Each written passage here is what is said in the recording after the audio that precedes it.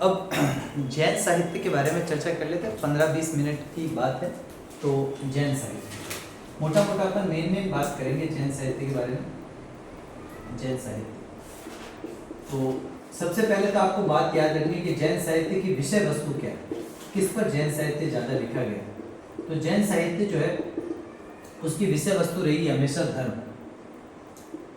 एक तो धर्म पर लिखा गया, एक जो समाज में जीवन चलता है जिसको अपन सामाजिक जीवन कहते हैं, उस सामाजिक जीवन पर जैन साहित्य जो है वो लिखा गया।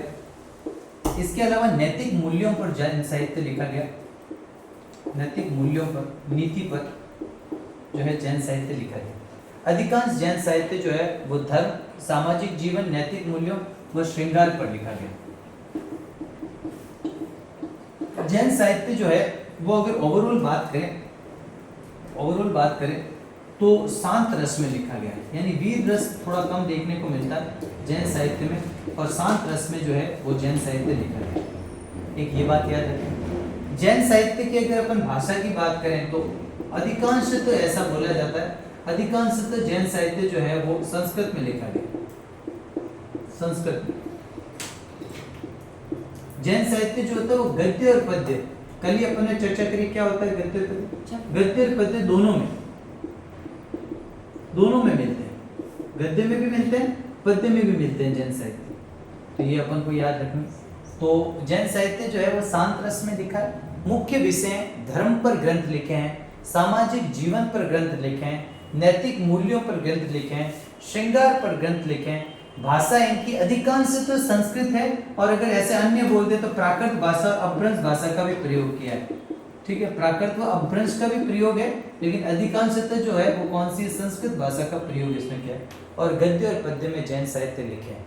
अब जैन साहित्य में अपन पहले जैन साहित्य की बात करें, उसका नाम है नेमिनाथ बारहमासा। कौन सा ग्रंथ है? नेमिनाथ बारहमासा। 10 से ग्रंथ की अपन बात करेंगे जो जैन साहित्य के प्रमुख है, जिनसे सवाल पूछे जाते हैं। नेमिनाथ बारहमासा जो है वो जैन कवि पालहण द्वारा लिखा गया। पालहण जानकारी क्या देता है हमें? ये जानकारी देता है जैनों के 22वें तीर्थंकर, जैनों के 22वें तीर्थंकर नेमिनाथ जी के बारे में, नेमिनाथ जी के बारे में। तो जानकारी जो है जैनों के 22वें तीर्थंकर नेमिनाथ जी की जानकारी जो होती है अपन को यहाँ से मिलती है। इसे गुजरी भाषा या मारू गुजर शैली का प्रथम बारहमासा कहा जाता है। ठीक है, तो प्रथम बारहमासा ग्रंथ है ये भी आप याद रख लेना। इन्हीं से संबंधित जो नेमिनाथ जी के ऊपर ही 2 और ग्रंथ है, उसको भी अपन यहीं पर कवर कर लेते हैं। एक ग्रंथ आता है जिसका नाम है नेमिनाथ। देखो ये इंपॉर्टेंट है, चारण साहित्य से आजकल सवाल खूब आते हैं, तो इंपॉर्टेंट डाल देना। नेमिनाथ चतुष्पादिका। और ये किसने लिखा है? नेमिनाथ चतुष्पादिका। ये ग्रंथ भी इंपॉर्टेंट है। ये लिखा है विनय चंद्र। देखो आप ज्यादातर नाम यहाँ पर देखोगे सूरी मिलेंगे आपको। नाम सूरी जो है वो जैन साहित्यकार होते थे। विनय चंद्र सूरी ने नेमिनाथ जी पर ही नेमिनाथ चतुष्पादिका लिखा। एक और नेमिनाथ जी पे लिखा हुआ ग्रंथ है जिसका नाम है नेमिनाथ रास। और ये नेमिनाथ रास जो लिखा वो लिखा सुमति गणी ने, सुमति गणी। तो ये इंपॉर्टेंट फैक्ट है, ये आप याद रखें ना। नेमिनाथ जी का बारहमासा। जैनों का अधिकांश साहित्य जो है वो संस्कृत भाषा में लिखा गया। जैनों का साहित्य शांत रस में लिखा गया, जिसमें श्रृंगार, जिसमें नैतिक मूल्य, सामाजिक जीवन व धर्म जैसे विषय वस्तु का प्रयोग है। गद्य और पद्य दोनों में ही जैनों का साहित्य हमें देखने को मिलता है। और नेमिनाथ बारहमासा जो है वो जैन कवि पालहण द्वारा लिखा गया है, जिसमें जानकारी मिलती है नेमिनाथ जी के बाद। बारहमासा एक्चुअल में पूरे वर्ष भर के अंदर हर महीने में जो नेमिनाथ जी से संबंधित गतिविधियां, उनके जो अनुष्ठान होते हैं मंथ वाइज, उन पूरे मंथ वाइज अनुष्ठानों का उल्लेख है। तो बारहमासा वो होता है जब एक वर्ष के प्रत्येक माह के अनुष्ठान जो होते हैं ना, प्रत्येक माह के जो भी अनुष्ठान है या जो भी गतिविधियां हैं, उन गतिविधियों का उल्लेख किया गया कि किस टाइम पे कैसे पूजा की जाती है, किस टाइम पर क्या किया जाता है, वो सारी जानकारी हमको मिलती है। इसको प्रथम बारहमासा भी कहा जाता है। और दो और ग्रंथ आपको बता दिए, नेमिनाथ जी की चतुष्पादिका विनय चंद्र सूरी, और नेमिनाथ रास किसने लिखा है, सुमति गणी द्वारा लिखा गया नेमिनाथ रास।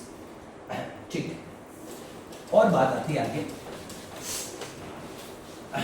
नेमिनाथ रास के बाद में एक और इंपॉर्टेंट ग्रंथ है जो रिसेंट एग्जाम में खूब पूछा जाता है, इंपॉर्टेंट डाल देना, इंपॉर्टेंट डाल देना। ग्रंथ का नाम है नाभिनंदन, नाभिनंदन, ठीक है, नाभिनंदन प्रबंध, ठीक है। ये जो नाभिनंदन प्रबंध है ये लिखा है कक्कड़ सूरी ने। लिखने वाले लेखक का नाम क्या है, कक्कड़ सूरी, और इसकी जो भाषा है वो कौन सी है, संस्कृत। मैंने अभी थोड़ी देर पहले ही बताया अधिकांश जैन साहित्य किसमें लिखा होगा, पूरा नाम इसका एक मिनट, नाभिनंदन जिनाधार, पूरा लिख देना, नाभिनंदन जिनाधार प्रबंध लिख देना, ठीक है। और लिखा किसने, कक्कड़ सूरी ने। लगभग ये 14वीं सदी में लिखा गया है, 14th सेंचुरी, 14वीं सदी में ये ग्रंथ है। और इससे आपको जो मेन बातें याद रखनी है वो इंपॉर्टेंट है। आप क्या क्या बात याद रखोगे इससे, ये इंपॉर्टेंट ग्रंथ है।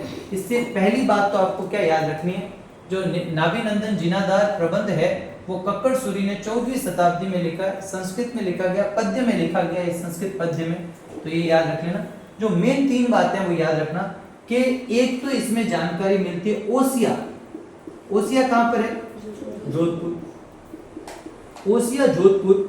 और दूसरा जो है वो आपका कौन सा है, किराडू, और किराडू कहां पर है, किराडू है बाड़मेर, बालोतरा बाड़मेर, ठीक है, किराडू नगर। ये दोनों जो नगर है, इन नगरों के धार्मिक जीवन, उस समय में जो धार्मिक जीवन यहाँ पर चलता था और जो आर्थिक जीवन था उसकी जानकारी बहुत इंपॉर्टेंट है। मैंने बताया ना, जैनों के साहित्य युद्धों पर उन पर नहीं होंगे, किस किस विषय पे होंगे, या तो धर्म पे होंगे, सामाजिक जीवन पर होंगे, नैतिक मूल्यों पर होंगे। इसके अलावा एक जानकारी मिलती है अलाउद्दीन खिलजी।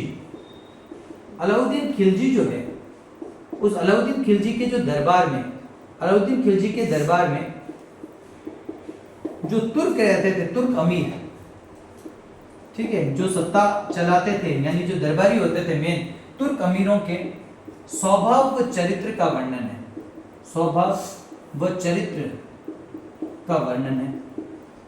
ये इंपॉर्टेंट ग्रंथ है, इसको वेरी इंपॉर्टेंट डालते हैं।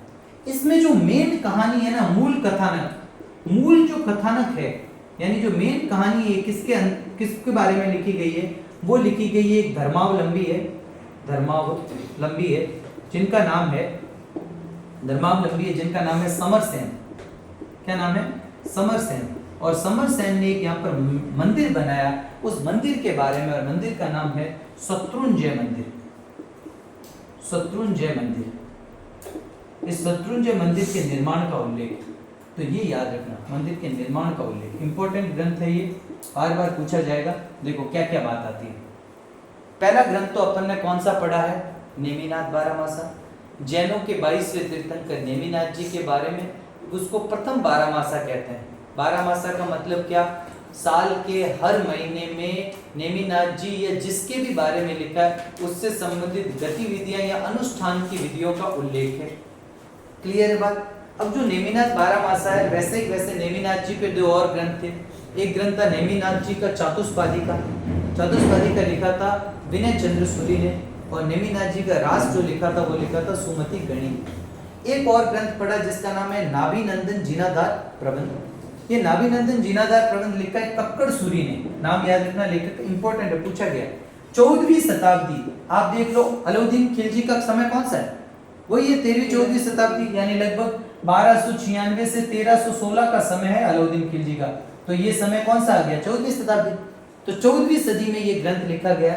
और संस्कृत, मैंने अब पहले ही बताया कि जैन साहित्य अधिकांश संस्कृत में होगा, गद्य में भी मिलेंगे, पद्य में भी मिलेंगे, शांत रस में लिखे जाएंगे, धर्म पर, सामाजिक जीवन पर, श्रृंगार पर और नैतिक मूल्यों पर ये ग्रंथ लिखे जाएंगे। क्लियर है। तो इसमें एक तो लिखा है ओसिया, जो जोधपुर के अंदर स्थित है। ओसिया एक धार्मिक नगरी थी। ओसिया में आपको पता है जैन मंदिर भी है, माता के मंदिर भी है, हरिहर मंदिर भी है, महावीर स्वामी का मंदिर भी है, सब है ना ओसिया।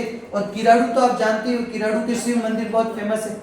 ठीक है, तो ये दोनों धार्मिक नगरियां हैं। इन दोनों के धार्मिक जीवन और आर्थिक जीवन, उस समय पहले ओसिया का नाम मिलता था, ठीक है, अम्ब्रा, ठीक है, या फिर इसका जो था ना उकेश्वरपुर, उकेशपुर भी नाम मिलता था, उकेशपुर, ठीक है ना। जबकि जो किराड़ू है उसका नाम मिलता था किराम्बतपुर। तो ये दोनों भी नाम इसके क्या करते हैं, मिलते हैं, तो इंपॉर्टेंट है। अलाउद्दीन खिलजी के दरबार में जो तुर्क अमीर है उनके स्वभावों की चर्चा की गई है, उनकी चरित्र की चर्चा की गई। और मेन ये ग्रंथ किस पर लिखा गया है, मेन स्टोरी क्या है, समरसेन द्वारा बनाए गए शत्रुंजय मंदिर का उल्लेख इसमें किया गया है। तो ये जो बात है वो आपको याद रहे, यानी धर्म पर लिखा गया ये ग्रंथ है, इंपॉर्टेंट ग्रंथ है, ठीक है। अगला जो आता है वो आपका आता है, हो जाएगा 5 मिनट का काम है। किराड़ू का नाम आता है, उकेश्वर भी नाम आता, सॉरी किराड़ू का नाम है किरातपुर या किरातम्बपुर मिलता है। क्या लिखा, पूरा लिखो, किराड़ू का पूरा नाम है किरातम्बपुर और ओसिया का नाम उकेशपुर। आप जब कभी पढ़ोगे, एक मंदिर है माता का, आपके तो हालांकि लोक देवियां नहीं है, लेकिन लोक देवियां होती तो सचिवाय माता का मंदिर पढ़ते, तब उसकी स्टोरी पढ़ते तो आपको नाम पड़ता उकेश राय पाटन। इस मंदिर, इस पहले किराड़ू अपने ओशिया का पुराना नाम हुआ करता था, ठीक है। चलो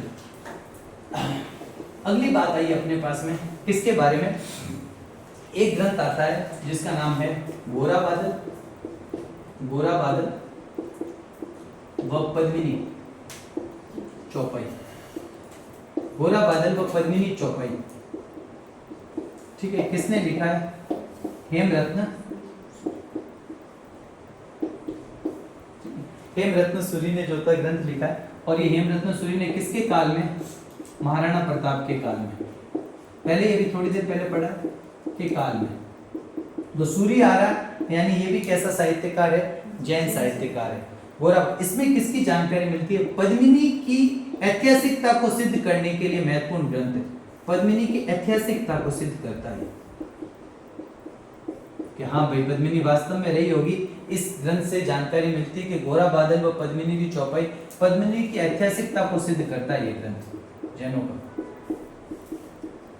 ठीक है। एक तो ये इन्होंने, इनका एक अन्य ग्रंथ है हेमरत्न सूरी का, भी थोड़ी देर पहले अपन ने पढ़ा, उस ग्रंथ का नाम था गोरा बादल, गोरा बादल। वो भी किसने लिखा है, हेमरत्न सूरी ने लिखा है, पढ़ाया भी थोड़ी देर पहले आपको, 1588 ईस्वी के अंदर लिखा। और उसमें जो विशेष बात है वो क्या है, पहले गोरा बादल लिखा, फिर गोरा बादल को पद्मिनी चौपाई लिखा। और इसमें क्या जानकारी मिलती है, राजपूतों की युद्ध प्रणाली की जानकारी। आप सब जानते हो गोरा सिंह और बादल सिंह यानी राव रतन सिंह के दरबारी या राव रतन सिंह के सेनापतियों का उल्लेख है। एक फैक्ट अपन को और याद रखना है यहीं पर, ठीक है। पद्मिनी चरित्र चौपाई किसने लिखा, पद्मिनी चरित्र चौपाई, ये अलग है वापस। पद्मिनी चरित्र चौपाई लिखा है, ये आया हुआ सवाल, लाम्योदय उपाध्याय, लाम्योदय उपाध्याय द्वारा कौन सा ग्रंथ लिखा गया है, वो लिखा है पद्मिनी चरित्र चौपाई। और ये लगभग 17वीं शताब्दी की जानकारी देता है, 17वीं शताब्दी की सामाजिक व्यवस्था। मैंने बताया जैन ग्रंथ किस पे लिखे होंगे, धर्म पर, सामाजिक जीवन पर, नैतिक मूल्यों पर, और साथ ही साथ किस पर, श्रृंगार। तो 17वीं शताब्दी की सामाजिक जीवन की जानकारी या सामाजिक व्यवस्था की जानकारी कौन से ग्रंथ से मिलती है, पद्मिनी चरित्र चौपाई। किसने लिखा है, लाम्योदय उपाध्याय। जैन ग्रंथ है सारे, जैन ग्रंथ में लिख रहे हैं तो जैन ग्रंथ है, ठीक है, जैन साहित्य है सारे, ठीक है। अब देखो ये सूरी जहां पर भी आ रहे हैं ना नाम, मतलब वो सारे जैन साहित्यकार है। तो अपन ने देखा कौन सा, एक तो देखो पहले लिखा था इन्होंने गोरा बादल ग्रंथ लिखा, किसने, हेमरत्न सूरी ने, किसके समय, राणा प्रताप। इसमें तो राजपूतों की युद्ध प्रणाली। 25 साल बाद में एक और ग्रंथ लिखा, नाम क्या लिखा, गोरा बादल व पद्मिनी चौपाई। ये पद्मिनी की ऐतिहासिकता को सिद्ध करने वाला ग्रंथ है राणा प्रताप के समय। बाद में कालांतर में 17वीं शताब्दी में एक ग्रंथ और लिखा गया, पद्मिनी चरित्र चौपाई, वो लिखा गया लाम्योदय उपाध्याय द्वारा लिखा गया, इंपॉर्टेंट ग्रंथ। और क्या बात आती है, जो आपको मैंने बता रखे हैं उनके बारे में थोड़ा कम चर्चा करते हुए चलेंगे। एक ग्रंथ आता है आपका कहो कुछ बोल, क्या डाउट है कोई? एक ग्रंथ आता है, अपन ने थोड़ी देर पहले ही पढ़ लिया था, ठीक है। एक ग्रंथ जो है कुवलयी माला,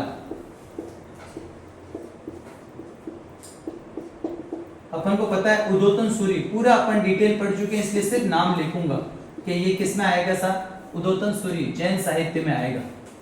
किस में आएगा? जैन, पूरा पता है ना। कुवलयी माला ग्रंथ जालोर में लिखा, 778 में लिखा, वत्सराज के दरबारी उद्योतन सूरी ने लिखा। इसमें उस समय के तत्कालीन 18 भाषाओं का उल्लेख है और जिसमें प्राचीन मरु भाषा का उल्लेख है। अपन पूरी चर्चा से नाम लिखा है, ठीक है, ताकि आपको ये पता रहे कि कौन कौन सा जैन साहित्य में। एक ग्रंथ आता है जिसका नाम आता है सम्राइचकहा। सम्राइचकहा ये ग्रंथ लिखा हरिभद्र सूरी ने, और हरिभद्र सूरी ने जो ग्रंथ लिखा, इसके अलावा इसके अन्य ग्रंथों के नाम भी याद रख लेना, ये सारे जैन साहित्य के ग्रंथ हैं। हरिभद्र सूरी का एक और ग्रंथ है जिसका नाम है धूर्ताख्यान। एक ग्रंथ आता है जिसका नाम है यशोधन चरित्र, और एक नाम आता है जिसका नाम है वीरांगद कथा। ये हरिभद्र सूरी के ग्रंथ है, वीरांगद कथा। सम्राइचकहा, धूर्ताख्यान, धू त के ऊपर र की मात्रा, आख्यान, धूर्त आख्यान। आख्यान होता है वर्णन करना, धूर्त मतलब बुरा व्यक्ति, धूर्ताख्यान, ठीक है। एक ग्रंथ आता है और इस ग्रंथ का नाम है सौभाग्य महाकाव्य। ये इंपॉर्टेंट है, इसको इंपॉर्टेंट डाल देना, सौभाग्य महाकाव्य। इसको इंपॉर्टेंट डाल देना, एक एग्जाम में अभी रिसेंट आया हुआ सर, कोई क्यूरेटर का कोई पेपर था, उसमें सौभाग्य महाकाव्य ग्रंथ। और ये सौभाग्य महाकाव्य ग्रंथ किसने लिखा है? ये लिखा सोम सूरी ने। देखो ज्यादातर इतिहासकारों का नाम क्या आ रहा है यहाँ पर, लेखकों का सूरी। सोम सूरी ने लिखा है सौभाग्य महाकाव्य। ये कुंभा के समय लिखा है, महाराणा कुंभा के समय, महाराणा कुंभा के समय, ठीक है, महाराणा कुंभा के समय। अब कुंभा का समय कौन सा है? 15वीं सदी। भाई कुंभा का तो समय सब जानते हो ना, 1433 ईस्वी से लेकर 1468 ईस्वी का समय, 15वीं सदी में। इसमें विशेष क्या है? दो बातें विशेष है। एक तो कुंभा के समय की शिक्षा व्यवस्था की जानकारी, कुंभा के समय की शिक्षा पद्धति की जानकारी, शिक्षा पद्धति। और दूसरा जो है वो है मेवाड़ की चित्रकला का उद्गम और उसके विकास की जानकारी। मेवाड़ के चित्रकला का उद्गम व विकास की जानकारी। अगर आपको थोड़ा बहुत पता हो तो राजस्थान में चित्रकला का जनक किसे कहते हैं? राजस्थान में चित्रकला का जनक राणा कुंभा। राजस्थान में स्थापत्य का जनक भी किसको कहते हैं? कुंभा के समय। हालांकि कुंभा के समय से पहले भी मेवाड़ में इतिहास मिलते हैं, चित्रकला के ग्रंथ मिलते हैं, लेकिन कुंभा के समय से जो था इसने स्पीड पकड़ ली थी। तो मेवाड़ का जो है वो चित्रकला का उद्गम व विकास की जानकारी भी हमें सौभाग्य महाकाव्य में मिलती है। इसके अलावा महाराणा कुंभा के समय जो एजुकेशन है, उस एजुकेशन पर प्रकाश डालने वाला ग्रंथ कौन सा है? सौभाग्य महाकाव्य। अब इनमें युद्धों की बात नहीं होगी, तो ये चीजें आपको याद रखनी है, ठीक है। और कौन सा ग्रंथ आता है? एक ग्रंथ आता है जिसका नाम है सीहल सूत्र। इनके नाम आपको याद रखने हैं, ठीक है। जिसमें विशेष है उसमें मैंने विशेष लिखा दिया, जिसमें नॉर्मल सवाल पूछेंगे वो याद रखना। सीहल सूत्र जो होता है वो किसके द्वारा लिखा गया? ये लिखा है सोम सुंदर। वो सोम सूरी है, ये सोम सुंदर द्वारा लिखा गया, और ये लिखा गया है मेड़ता में। सोम सुंदर के अन्य ग्रंथ कौन कौन से हैं? तो सोम सुंदर के दो अन्य ग्रंथ भी याद रख लेना। एक ग्रंथ का नाम है चंपक सेठ, ये लिखा गया जालोर में, ठीक है। और एक ग्रंथ इसका और आता है जिसका नाम है वत्कल चरी, और ये वत्कल चरी लिखा है जैसलमेर में। किसने लिखा है? सोम सुंदर ने लिखा है। कुछ अन्य ग्रंथों की अपन चर्चा कर लेते हैं, जिसमें एक ग्रंथ मैंने आपको भी थोड़ी देर पहले बताया है, अगर आपको याद आ रहा हो तो, हमीर मदमर्दन किसने लिखा था? जय सिंह सूरी। तो सूरी है जिसमें अपन ने किसकी बात करी थी? जैत्र सिंह और इल्तुतमिश वाले युद्ध की बात, वो भी याद रख लेना। एक ग्रंथ आता है, ये पूछा गया रिसेंट किसी एग्जाम में, याद रख लेना, इंपॉर्टेंट डाल देना इस ग्रंथ को। इसका नाम है हरि मेखला, हरि मेखला। और ये हरि मेखला लिखा है, हरि मेखला किसने लिखा? भावुक, या कहीं कहीं पर एग्जाम में माहुक भी आया ना, तो भावुक या माहुक द्वारा कौन सा लिखा गया? हरि मेखला ग्रंथ जो है वो लिखा गया। एक ग्रंथ आता है जिसका नाम है चैतन्य,